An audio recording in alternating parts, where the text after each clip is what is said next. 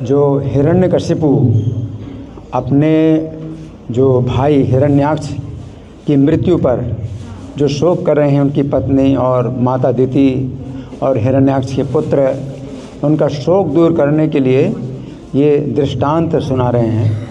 राजा सुयज्ञ की मृत्यु पर जो उनकी रानियां शोक कर रही हैं, तो यमराज बालक के रूप में आए और उन रानियों का शोक दूर करने के लिए वो ज्ञान दे रहे हैं।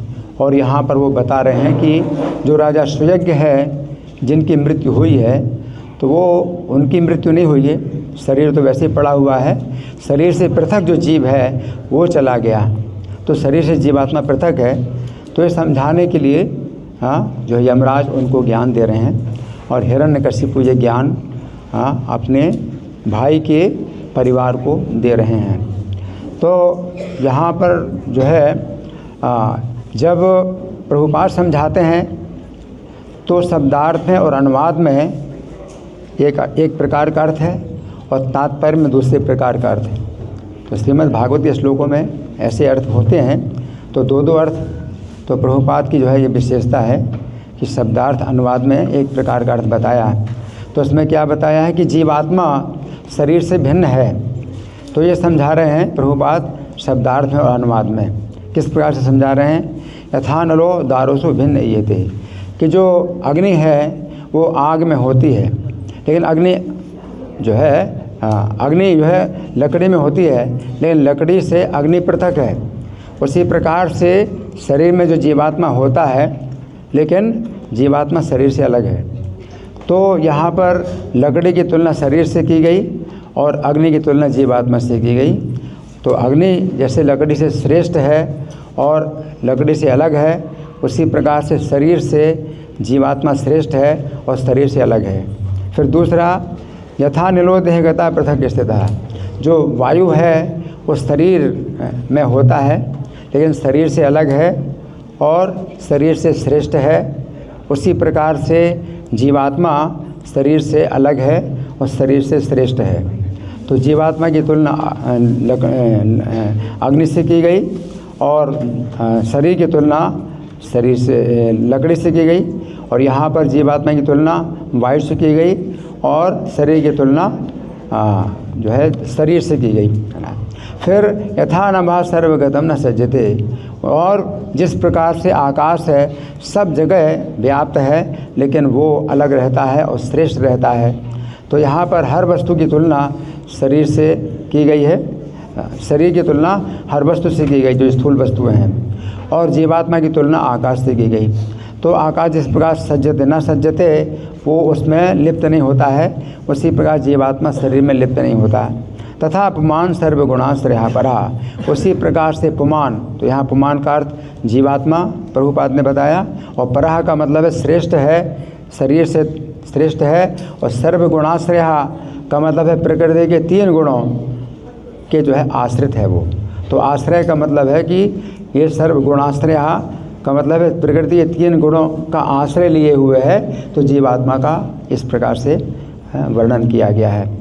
अच्छा, तो इस प्रकार से अनुवाद तात्पर्य में शब्दार्थ में अनुवाद में इस प्रकार का अर्थ प्रभुपाद ने निकाला। फिर तात्पर्य में प्रभुपाद जब निकालते हैं तो अब जीवात्मा से परमात्मा श्रेष्ठ है। तो ये पूरे श्लोक की व्याख्या इस प्रकार से भी कर रहे हैं कि परमात्मा जीवात्मा से श्रेष्ठ है।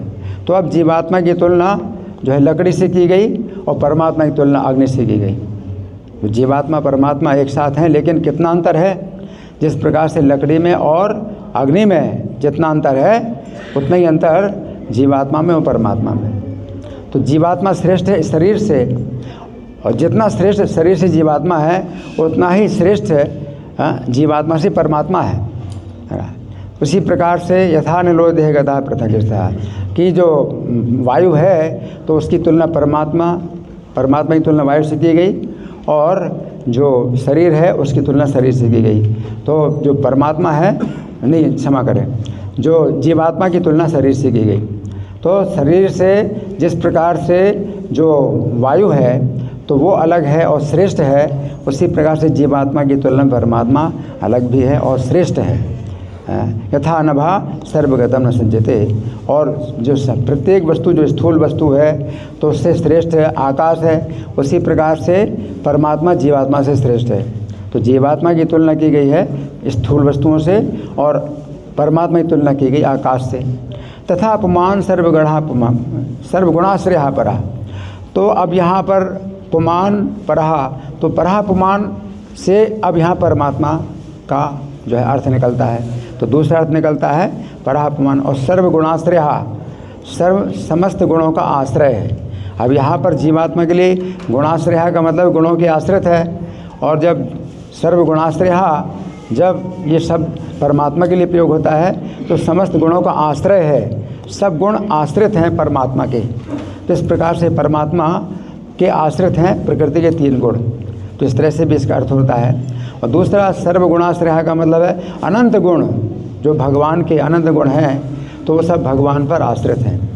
तो भगवान जो है इन सब गुणों से भी परे है और जितने भी गुण हैं भगवान के, वो भगवान के आश्रित रहते हैं। और जितना भी चाहें उतना भगवान गुण अपना प्रकट कर सकते हैं, गुणों की मात्रा प्रकट कर सकते हैं। सुंदरता है, चाहे दया है, करुणा है, तो जितने भी गुण हैं तो भगवान के आश्रित होते हैं। तो जितना चाहें उतना वो अपनी करुणा, अपनी दया, अपनी सुंदरता वो प्रकट कर सकते हैं। तो जब हिरण्यकशिपु ये श्लोक बोल रहे हैं तो हिरण्यकशिपु चूँकि असुर हैं, असुरों के राजा हैं, तो वो इतना सूक्ष्म ज्ञान नहीं समझ सकते कि जीवात्मा और परमात्मा अलग अलग हैं। तो हिरण्यकशिपु जो समझा रहे हैं या जितना समझ रहे हैं तो उसमें वो शरीर के अंदर एक जीवात्मा ही है, एक ही आत्मा है, उसको चाहे जीवात्मा का हो चाहे परमात्मा का हो। तो जो निर्विशेषवादी लोग होते हैं तो शरीर से पृथक जीवात्मा को तो समझ लेते हैं, लेकिन उसके बाद फिर जीवात्मा और परमात्मा में भेद नहीं देख पाते। तो वही निर्विशेषवादी हैं, जो निर्विशेषवाद पूरी दुनिया में फैल रहा है। तो एक दृष्टि से तो ज्ञान उनके पास है कि शरीर से अलग जीवात्मा है, लेकिन दूसरी दृष्टि से उनके अंदर इतना ज्ञान है कि जीवात्मा से ऊपर परमात्मा है और जीवात्मा से अलग है परमात्मा और शरीर में ही जीवात्मा के साथ है, इस बात को नहीं समझ पाते हैं। तो असुरों का जो है जो ज्ञान है तो लगता तो है कि बहुत बड़ा ज्ञान है, शरीर से अलग जीवात्मा बता रहे हैं, लेकिन फिर अज्ञान इतना है कि उसी जीवात्मा को परमात्मा ही मान रहे हैं, उसी को ही फिर जो है सर्वोच्च मान रहे हैं, यही सर्वोच्च ज्ञान है। तो यहाँ पर जो है ये अज्ञान है। तो हिरण्यकशिपु की जो बातें हैं जितना समझा पा रहे हैं तो वो उनकी लिमिट है, उनकी सीमा है। लेकिन जब प्रभुपाद समझाते हैं तो प्रभुपाद जो है दोनों प्रकार के अर्थ बता रहे हैं कि जीवात्मा से श्रेष्ठ परमात्मा भी उतना ही श्रेष्ठ है जितना शरीर से अलग और श्रेष्ठ जीवात्मा है। हरे कृष्णा।